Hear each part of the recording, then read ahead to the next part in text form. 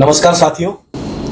आज सुबह जेपी पूनिया भाई साहब का कॉल आया और जो अभी एनटीए नीट को लेकर रिजल्ट को लेकर जो वस्तु स्थिति और जो कन्फ्यूजन का सिस्टम बना हुआ था उसको लेकर हमारी चर्चा हुई और उसी के लिए जो है वो फिर हम लोगों ने मिलकर इस पर पूरी चर्चा करी और उसी वस्तु स्थिति को आज जो है वो हम सीकर के बच्चों के साथ पेरेंट के साथ जो है वो इसको शेयर करना चाहते हैं।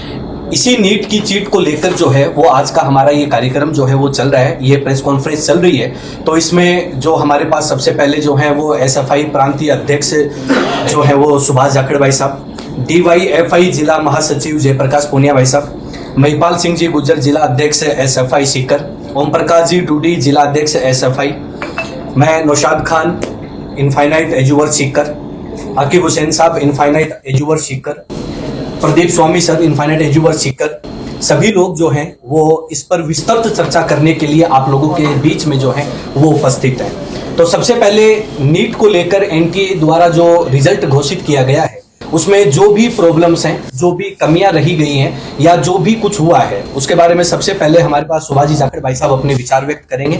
सुभाष जी साहब। आज की इस प्रेस कॉन्फ्रेंस में सभी पत्रकार बंधुओं का स्वागत।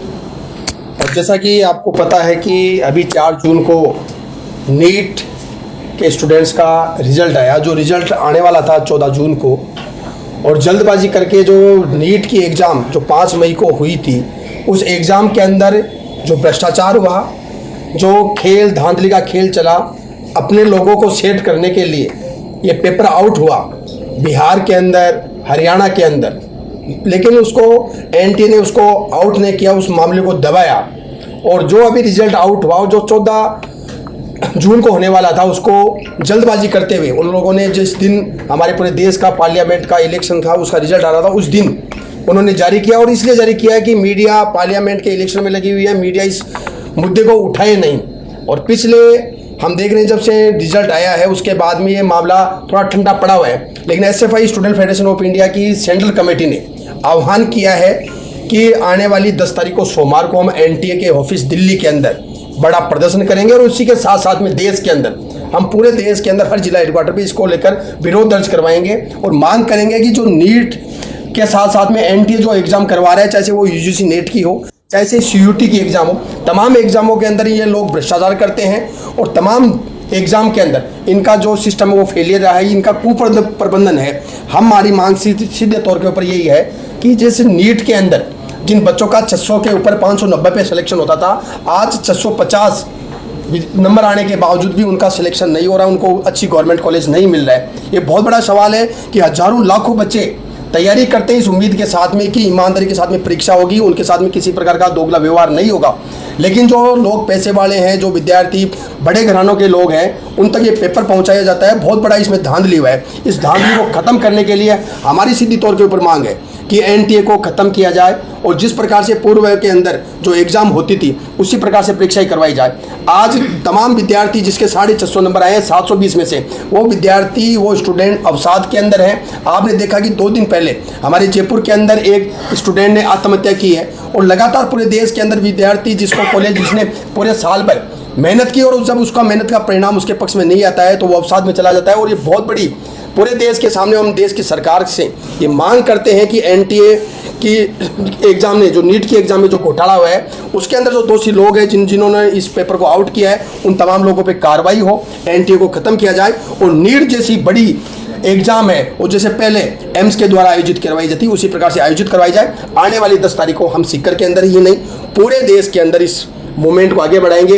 हम तमाम जो बड़े कोचिंग संस्थान है जो विद्यार्थियों को शिक्षा देते हैं उनसे भी हम निवेदन आग्रह करते हैं कि वो भी स्टूडेंट्स को लेकर उनके भविष्य को देखकर आगे आएँ और इस एग्ज़ाम को रद्द करवाने में हमारा सहयोग करें। और जो भी पूरे देश का विद्यार्थी है आज अवसाद के अंदर है उसका साथ निभाने का काम करें। भविष्य के अंदर किसी विद्यार्थी के साथ में धोखा न हो, पूरी पारदर्शिता के साथ परीक्षा आयोजित करवाई जाए और जो मुख्य परीक्षाएं आयोजित होती है बड़ी एग्जाम, वो बड़ी एजेंसियां जो पारदर्शिता से करवाती है उन्हीं के माध्यम से करवाई जाए, ये हमारी डिमांड रहेगी। अभी हमारे सामने सुभाष जी जाखड़ भाई साहब ने अपने विचार रखे हैं। तो इसका जो मेन मोटिव था वो एनटीए जो है उसमें जो प्रॉब्लम्स चल रही है या एनटीए के द्वारा कोई भी एग्ज़ाम करवाया जा रहा है किसी भी लेवल पे, उसको लेकर अपने विचार व्यक्त किए हैं। अब जो है वो DYFI जिला महासचिव जयप्रकाश पूनिया जी आपके सामने अपने विचार व्यक्त करेंगे। पूनिया जी। सर्वप्रथम तो तमाम मीडिया बंधुओं को बहुत बहुत आभार और धन्यवाद कि आप लोगों ने इस शेखावाटी की शिक्षा नगरी में इसको कोचिंग की वजह से यहाँ पे एक तरह से डॉक्टर और इंजीनियर पैदा करने का एक बहुत बड़ा स्कोप शेखावाटी में बना हुआ है। वहाँ पर जो एग्ज़ाम आयोजित की गई है, इस एग्ज़ाम में जो धांधली जो देश लेवल पे, जैसे चाहे वो बिहार का मान लो चाहे हरियाणा का उदाहरण मान लो, जहाँ पर अनेकों गिरफ्तारियाँ इस एग्ज़ाम के पेपर के लीक के आरोप में वहाँ की लोकल पुलिस ने करके और उनको न्यायिक अभिरक्षा में अभी तक या किसी पुलिस कस्टडी में रख करके जांच अभी जारी है। इस प्रकार का बहुत बड़ा आरोप लग चुका है। उस आरोप लगने के बाद में जो रिजल्ट आया है, तो रिजल्ट को देख करके आप और हम तमाम लोग जो काफ़ी समय से यहाँ पर आपके भी और हमारे भी परिवार के बच्चे इस परीक्षा की तैयारी भी करते हैं, कुछ का पहले सिलेक्शन भी हुआ है, कुछ अभी भी तैयारी में लगे हैं, कुछ का आगे भी सिलेक्शन होगा, उनके बीच में जो जिस प्रकार का एक भय का और जिस प्रकार से एक चिंताग्रस्त जो माहौल इस व्यवस्था को देख के हुआ है, उसे हमें लाजमी था कि हमें चिंता हुई।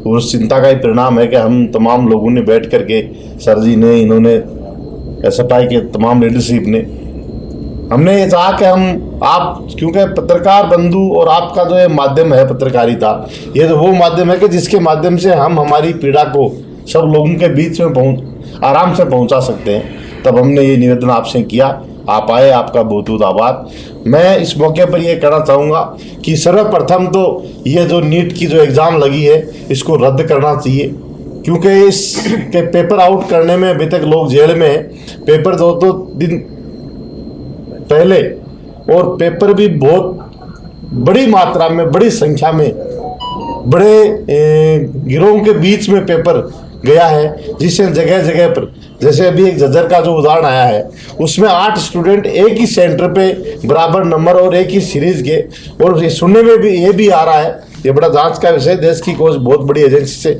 जांच करवानी चाहिए कि एक कमरे में विभिन्न जगह के लोगों को, और वो फार्म फिलअप करने की डेट चली जाए, उसके बाद में उसके लिए स्पेशल एक बार फार्म फिलअप करने की जो वेबसाइट है उसको एक बार फिर रीओपन करके और फिर फार्म जो भरे जाए, उनको फिर उस कमरे में जो झज्जर का परीक्षा सेंटर है वहाँ पे उनका सीरियल सेट करके और वहाँ से फिर उनको परीक्षा दिलवा करके और टॉप करवाया जाए। ये तो मैं समझता हूँ कि जो लोग घर से अपने पशुओं को, अपने माता पिताओं को, अपने खेत खलिहान को छोड़ करके और इस शिखर की धरा पर, इस भीड़ भाड़ वाले इलाके में, इस तपती दोपहरी में, यहाँ पे जहाँ आज लोगों को कूलर खरीद के लाना मुश्किल हो रखा है, कूलर नहीं मिल रहे हैं, वहाँ पे जो लोग रह करके पढ़ाई करवा कर बच्चों का भविष्य संवारना चाहते हैं, उनके ऊपर बहुत बड़ा कुठाराघात है और ये कुठाराघात रुकना चाहिए।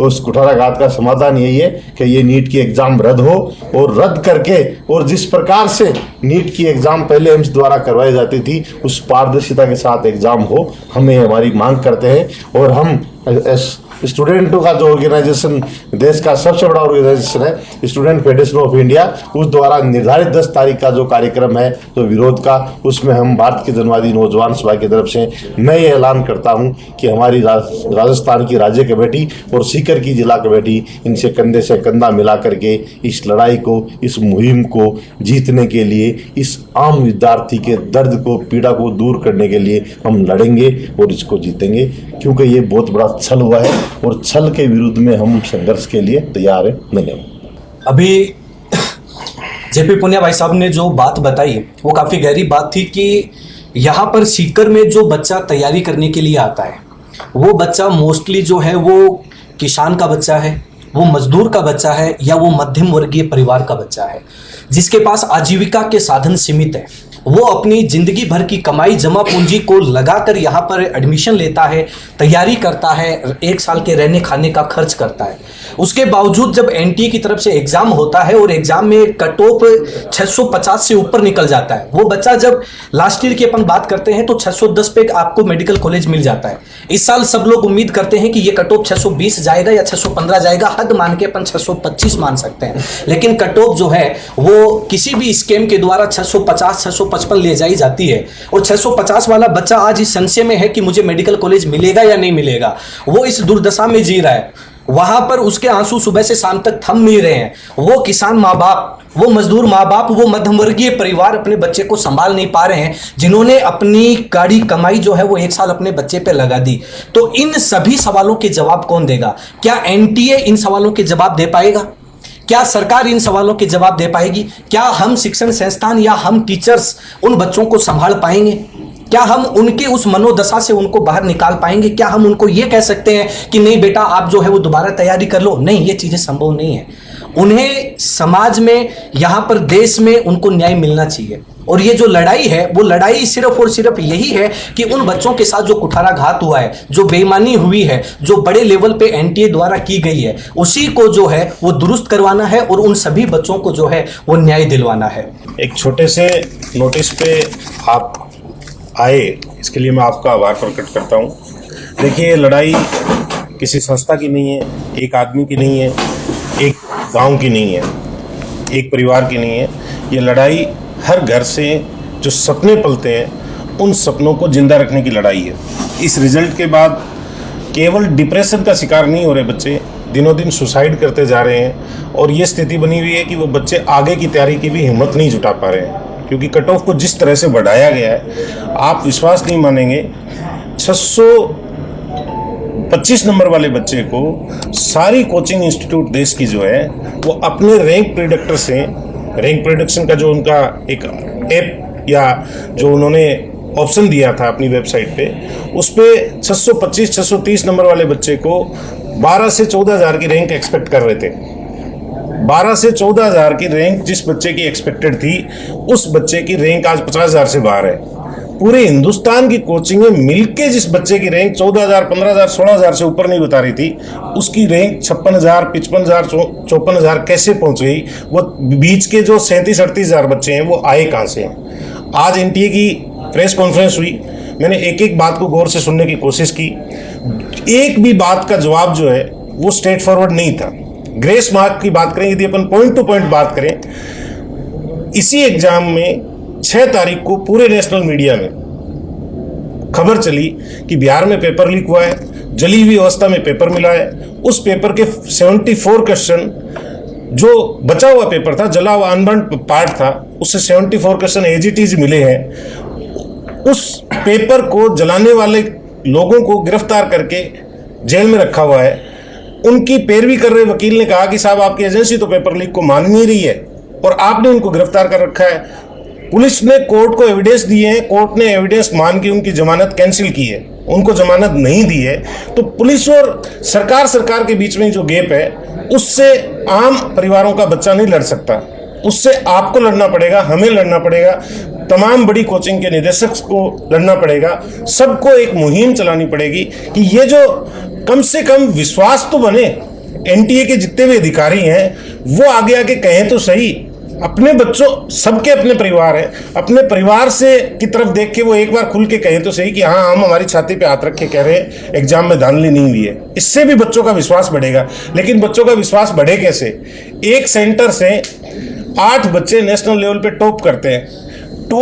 टॉपर्स में टोटल 67 बच्चों की लिस्ट दी गई है। उन 67 बच्चों में 8 बच्चे जो लास्ट के बच्चे हैं वो एक सेंटर विशेष के हैं। और ये बताया गया है पूरे देश को कि इस बार हमने रैंकिंग या सीक्वेंसिंग जो है इस आधार पे की है कि जिस बच्चे ने पहले फॉर्म भरा उस बच्चे को पहले रैंक दे दी, बाद में भरा उसको बाद में दे दी। इसका मतलब ये हुआ कि वो 8 बच्चे जो है उन्होंने लास्ट में फॉर्म भरा है। ऐसे क्या परिस्थितियां रही होगी कि पूरी देश के लास्ट 8 बच्चे जो टॉप कैटेगरी वाले हैं वो उस एक सेंटर से ही आए। क्यों नहीं एक आम आदमी के तौर पे ये विचार मेरे दिमाग में आएगा कि वो 8 बच्चों ने सेकंड स्लॉट में जब विंडो ओपन की गई तो उस दिन ही फॉर्म भरा। मैं एनटीए से निवेदन करना चाहूँगा आपके माध्यम से कि उन 8 बच्चों की फॉर्म फिलिंग की डेट को डिस्क्लोज किया जाए, उनके IP एड्रेस को डिस्क्लोज किया जाए, किस जगह बैठ के उन्होंने फॉर्म भरा था। उन 8 बच्चों की कोचिंग में तैयारी करते हुए कि पूरी जो उनकी एजुकेशनल स्टोरी है उसको ओपन किया जाए ताकि आम बच्चे में विश्वास बढ़े। जिस तरह से ग्रेस मार्क का सिस्टम दिया गया, एक कोचिंग एक्सपर्ट होने के नाते जिस तरह से मैं उनकी कॉन्फ्रेंस सुन रहा था, उन्होंने कहा कि टाइम के आधार पर हमने स्लॉट दिया है, जिसका बेस उन्होंने 2018 में क्लेट के लिए कोर्ट विशेष का डिसीजन आधार माना। उस डिसीजन के आधार पर चीज दी गई, जबकि उस डिसीजन में मैं आपको कॉपी उपलब्ध करवा सकता हूं। उस डिसीजन में कोर्ट ने साफ लिखा हुआ है कि ये डिसीजन इंजीनियरिंग और मेडिकल कॉलेज के लिए मान्य नहीं है। उसके बावजूद उसी डिसीजन को बेस बनाकर टाइम की स्केलिंग की गई। मैं आप सबको कहना चाहूँगा, इसमें साफ लिखा हुआ है, भाई साहब आप देखें कि admission to educational institute other than medical and engineering, इसी डिसीजन के आधार पर ग्रेस मार्क का सिस्टम दिया गया। यदि केवल टाइम ग्रेस मार्किंग का सिस्टम बना है तो मैं आपसे पूछना चाहता हूं, जो थोड़ा बहुत नॉलेज रखते हैं उन सब गार्जियन, पेरेंट्स, अधिकारी, ब्यूरोक्रेट सबके पास ये बात ले जाना चाहता हूं कि एक बच्चे ने पहले फिजिक्स का पेपर किया, उसको खूब टाइम लग गया, उसके पास लास्ट में बायोलॉजी का पार्ट बचा हुआ है। एक बच्चे ने पहले बायोलॉजी का पेपर किया, उसने उतने टाइम में बायोलॉजी बहुत ज़्यादा अटेम्प्ट कर ली, लास्ट में फिजिक्स बचा हुआ है। तो बच्चों का सिमेट्रिकल मार्किंग सिस्टम तो आ ही नहीं सकती केवल टाइम के स्केल पे। उसके बाद ऐसी भी चीज़ें इंटरनेट पे काफ़ी फ्लोट हो रही है कि जो स्कैन्ड OMR से नंबर बन रहे थे उस नंबर में और जो नंबर आए हैं उसमें बहुत ज़्यादा वेरिएशन है। ऐसी भी स्थिति है कि 100 number, 100 number, 85 number grace marking से दिए गए हैं। यदि इस तरह से नंबर सिस्टम बनेंगे तो कंपटीशन का कोई मतलब नहीं रह जाता। आप एक बात और देखिए, 650 पे कट ऑफ एक्सपेक्ट कर रहे हैं, 720 टॉपर के नंबर हैं, 70 नंबर में 55,000 के करीब सीटें सबमिट हो जाएगी। ऐसी स्थिति में 70-80 नंबर में यदि 55,000 सीट जा रही है तो पर नंबर आपके 600 से 700 सीट जो है, 800 सीट जो है वो इससे आएगी। और उन 800 की रैंकिंग का सिस्टम क्या है? केवल वो सिस्टम है कि पहले जिसने फॉर्म भरा वो पहले जाएगा, बाद में सिस्टम भरा वो बाद में जाएगा। तो फिर कंपटीशन कराने की जरूरत कहाँ थी?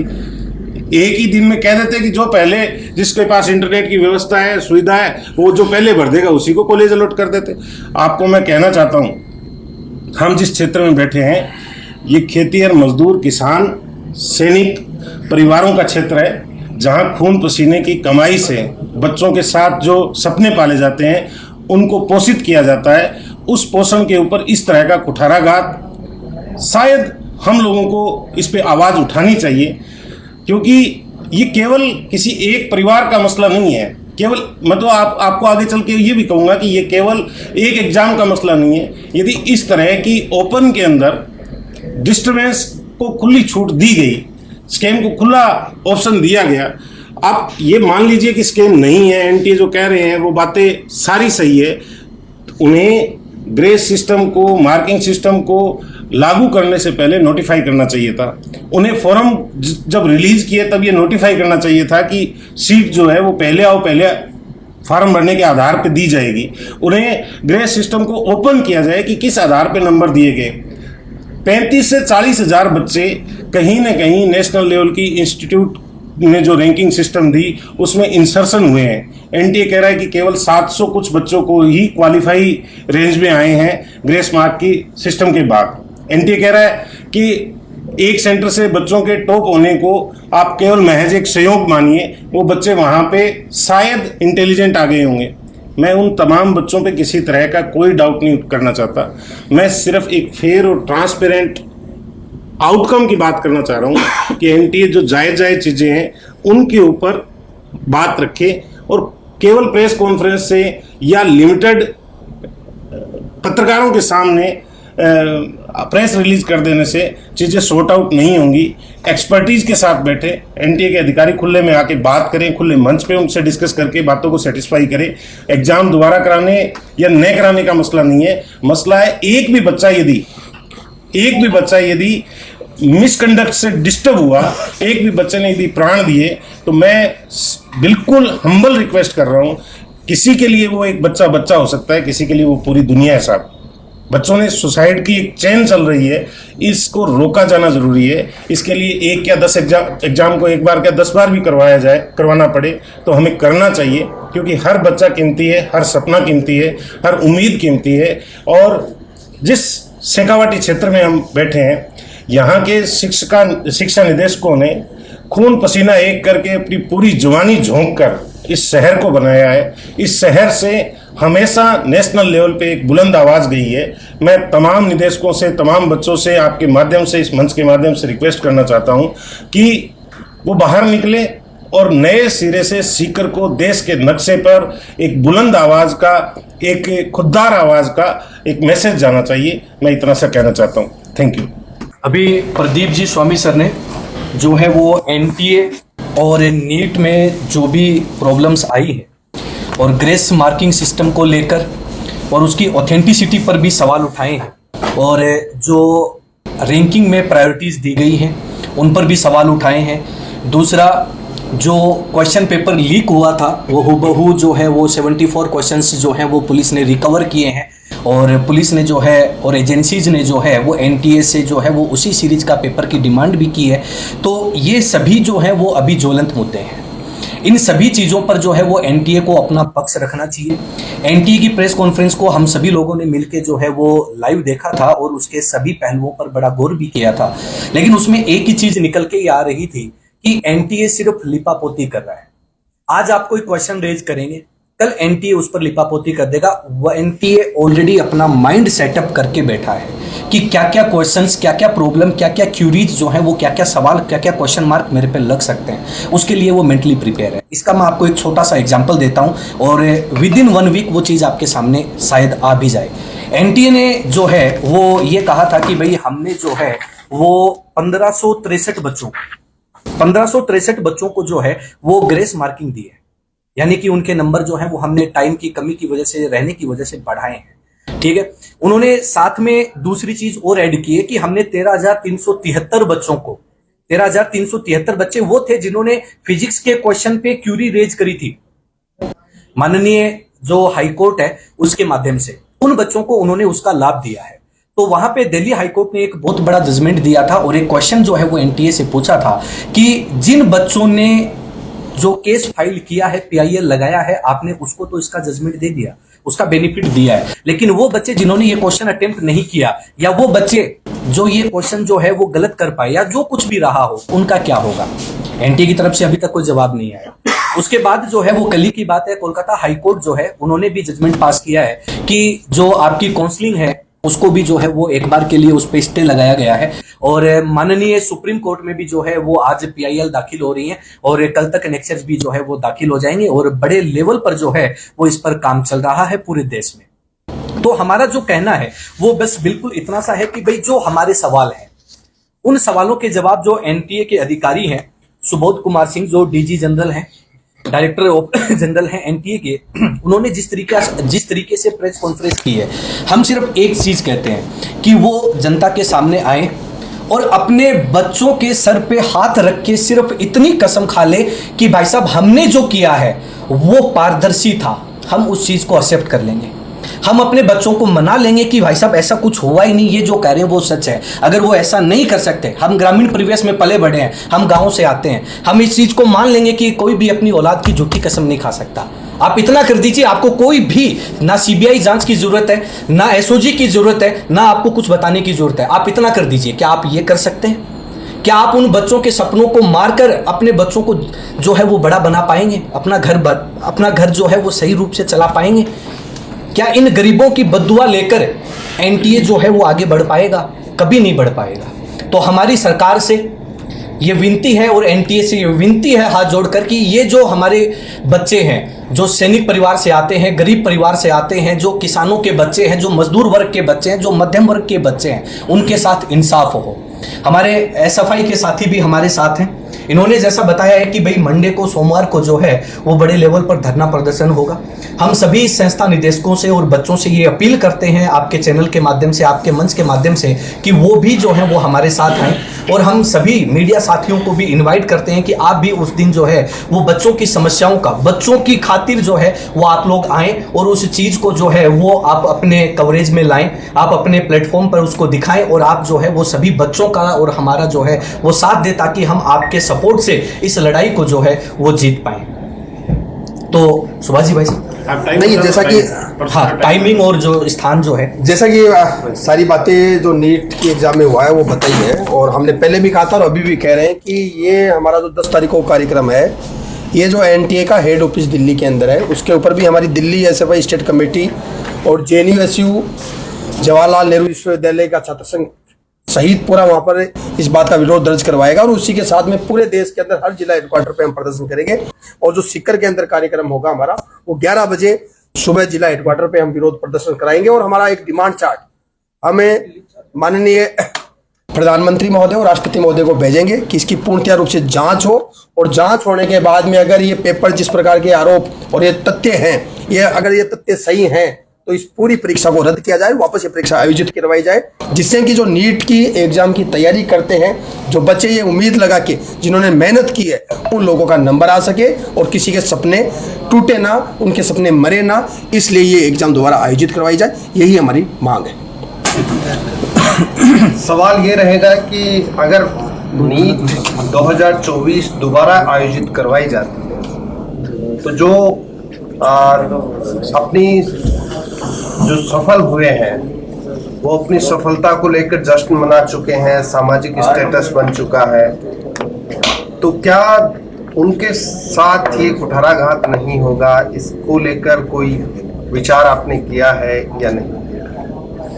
देखिए, आपका जो सवाल है वो बहुत ही जायज़ और जेन्युइन सवाल है कि जो बच्चे आज रैंकिंग में आ गए हैं और सेलेक्ट हो गए हैं, इसका मतलब सीधा सा है कि जो बच्चा आज रैंक में आया है, जो जेन्युइनली रैंक में आया है, ईमानदारी से रैंक में आया है, वो बच्चा चाहे आप एक बार नहीं 10 बार एग्जाम ले, वो बच्चा फिर से वही रिजल्ट जो है वो दोहराएगा। अगर खुदा ना खास्ता 1% कुछ ऊपर नीचे होता तो कोई बहुत बड़ा उसमें चेंज नहीं आएगा। हो सकता है आज उसकी रैंक जो है वो 15 है, तो कल हो सकता है वो 20 हो जाए, और हो सकता है आज इसकी 15 है वो फर्स्ट पर भी आ जाए। तो ये जो चीज़ है वो चीज़ ज़्यादा इम्पेक्ट नहीं करेगी। जो चीज़ आज इम्पेक्ट कर रही है कि भाई आपके सिस्टम में तकरीबन 40,000 बच्चा 615 से ऊपर एक्स्ट्रा इंसर्ट हुआ है, ये सबसे बड़ा इश्यू है। दूसरा, रैंकिंग की वजह की अगर अपन बात करें तो 655 से ऊपर करीबन 20,000 बच्चा जो है वो एक्स्ट्रा इंसर्ट हुआ है। तो एक बात बताएं सर कि जो बच्चा अपनी कामयाबी को दोहरा नहीं सकता तो वहां पर क्वेश्चन मार्क लग सकता है, लेकिन जो बच्चा ईमानदारी से मेहनत करके आज बाहर हुआ है सिस्टम की नाकामी की वजह से, उसके लिए अपन क्या कहेंगे? बहुत सारे घटक होते हैं जो एक बच्चे को कॉन्फिडेंस लेवल है, मन स्थिति है, ये सारी चीजें हैं जी, तो वो प्रेजेंट करने में, दोबारा प्रदर्शन करने में दिक्कत देता है। तो जिस तरह से बच्चों को देखा जा रहा है, अगर ये बच्चे इतने परिपक्व होते तो शायद सुसाइड नहीं करते, शायद अवसाद में नहीं आते। इसके लिए जिम्मेदार कोई बच्चे नहीं है ना, दूसरे जो इस सिस्टम की वजह से जो डिफॉल्ट जो थी गवर्नमेंट की, वो जिम्मेदार नहीं है ना। जिस प्रकार से एसआई भर्ती में जिन्होंने फर्जीवाड़ा किया था वो आज जेल में है, तो हम भी ये चाहते हैं कि इस भर्ती में जिन्होंने फर्जीवाड़ा किया है उनको सजा मिले, और नहीं किया है तो मुख्य धारा में रहे। आरोप ये भी है कि 67 में से जो 16 बच्चे एग्जाम में जिन्होंने दिया था वो एक ही रूम में बिठाए गए थे। तो यानी कि कोचिंग संस्थानों के पास अभी तक इसके क्या एविडेंस अभी तक के कुछ है? नहीं, ऐसा कोई आपके पास गलत इन्फॉर्मेशन है। वो एक सेंटर पे जरूर थे, वो एक रूम में नहीं थे। उनके रोल नंबर आप देखिए, काफी फर्क है। ये जरूर है कि उस सेंटर विशेष को लेके संदिग्धता काफी है, लेकिन उसमें कोचिंग का कुछ नहीं लेना देना है। आपको मैं बहुत क्लियर कर दूं, सीकर के तमाम कोचिंग इंस्टीट्यूट अपनी मेहनत से बने हैं। उनके किसी बच्चे की कोई रैंक आई है, वो आपके क्वेश्चन मार्क पे हो सकता है, उससे कोई कोचिंग का निदेशक क्वेश्चन मार्क पे नहीं है। उनके यहाँ पे सुबह से शाम मेहनत होती है। भाई साहब, मैं बहुत हाथ जोड़ के आपको कहना चाहता हूँ, आपके जिस दिन 2 बच्चे होंगे, 2 बच्चों के लालन पालन के लिए आप सुबह से शाम तक तने हुए रहेंगे ना, तब आपको पता लगेगा कि एक बच्चे की केयर कैसे होती है। एक इंस्टीट्यूट का संचालक 500, 700, 1000, 10,000, 20,000 बच्चे लिए बैठा है, इसका मतलब आप सोच के देखिए कि उसके अंदर बेहतरता का भाव कितना है, उसके अंदर केयर का भाव कितना है, उसके अंदर जिम्मेदारी कितनी है। किसी पराई औलाद को अपने पास रखकर उसको सुविधा देकर उसको पढ़ाना बढ़ाना एक सामान्य काम नहीं है। हम खुशनसीब हैं कि ईश्वर ने हमें समाज के अंदर शिक्षा की सेवा का मौका दिया है। इसलिए मैं आपसे हाथ जोड़ के कह रहा हूं, किसी कोचिंग विशेष का नाम लेके इस मामले को बेवजह आप डाइवर्ट ना करें प्लीज। जिनकी 5 मई को जो नीट की एग्ज़ाम आयोजित की गई थी और जिसका रिजल्ट 14 जून को आने वाला था, उस रिजल्ट को 4 जून को डिक्लेयर किया गया एनटीए के द्वारा, और बड़े स्तर पे इसमें धांधली हुई है, बड़े स्तर पे पेपर लीक हुआ है। इसके विरोध में पूरे राजस्थान सहित पूरे देश के अंदर एनटीए के ऑफिस पर 10 तारीख को हम एनटीए के हेडक्वार्टर के दिल्ली के ऊपर एसएफआई के द्वारा विरोध दर्ज करवाया जाएगा, और उसके साथ साथ में पूरे देश के अंदर तमाम जिला हेडक्वार्टरों के ऊपर इस जो नीट की एग्जाम में जो धांधली हुई, इस धांधली के विरोध के अंदर एनटीए को खत्म करने के लिए और इसकी निष्पक्ष जांच की मांग को लेकर हम विरोध प्रदर्शन आने वाली 10 तारीख को करेंगे। सिक्कर में कितने बजे का समय रहेगा? सिक्कर के अंदर सुबह 11 बजे 10 तारीख को। जी सर, पहले आरपीएससी वालों के घेरे में रहती थी, उसके बाद अनेक जो नया कॉम्पिटिटिव एग्जाम है वो भी है, और मेडिकल की एक बड़ी परीक्षा है वो भी इस वालों के घेरे में। तो क्या लगता है जो स्टूडेंट है उनके जो मनोबल स्थिति है, क्या प्रभाव पड़ेगा और कितना का नुकसान होगा? देखिए सर कि जब भी किसी भी कंपटीशन एग्ज़ाम में, चाहे वो नेशनल लेवल का हो या स्टेट लेवल का, वहाँ पे जब भी कोई ऐसी स्थिति बनती है तो वो बच्चों पर, बच्चों के पेरेंट पर, समाज पर और आने वाली पीढ़ी पर दूरगामी प्रभाव छोड़ता है। तो हमारी यही एक विनती और निवेदन रहता है कि भाई जो भी एग्ज़ाम हो वो बिल्कुल पारदर्शी हो, सुरक्षा के कड़े इंतज़ाम हो, और किसी भी हाल में पेपर जो है वो ना निरस्त और ना लीक हो। अगर ऐसी कोई परिस्थिति बनती है तो सरकार को ऐसे नियम बनाने चाहिए कि उनको सख्त से सख्त सजा मिले। जैसे शायद आप लोगों ने ध्यान भी दिया हो कि पिछले दिनों जो है वो सरकार ने कुछ ऐसे नियम बनाए भी थे, ठीक है। तो मैं ये कहता हूँ कि इतने सख्त नियम होने चाहिए कि लोगों की हिम्मत ना हो, अंदर से रूह कांपे कि हम पेपर आउट कर रहे हैं, हम चीटिंग करवा रहे हैं, हम एग्जाम के लिए जो बच्चों के साथ इतना बड़ा फ्रॉड कर रहे हैं। जी सर, इसे कारण माना जा सकता है, जैसे आजकल के बच्चे सुसाइड करते हैं डिप्रेशन में आके, पेपर लीक हो रहे हैं, क्या एक बड़ा कारण है सुसाइड करने का उनका? देखो, नीट में ये चीज़ पहली बार हुई है, इससे पहले भी छिटपुट घटनाएं हुई हैं, लेकिन इतने ब्रॉड लेवल पे नहीं हुई जो इस लेवल पे हुई है। अभी शायद मैं दोपहर की बात है, मैं किसी साथी के साथ बैठा था तो वो बता रहे थे कि भाई यहाँ पे अभी तक इस नीट का रिजल्ट आने के बाद तकरीबन अप्रोक्स 10 या 11 के आसपास सुसाइड हुए हैं। तो वो स्पेशली जो है वो इसी रिजल्ट को लेके हुए हैं। तो जब ऐसी मनोस्थिति बनती है तो सरकार को भी इस पर जो है वो गहनता से विचार करना चाहिए।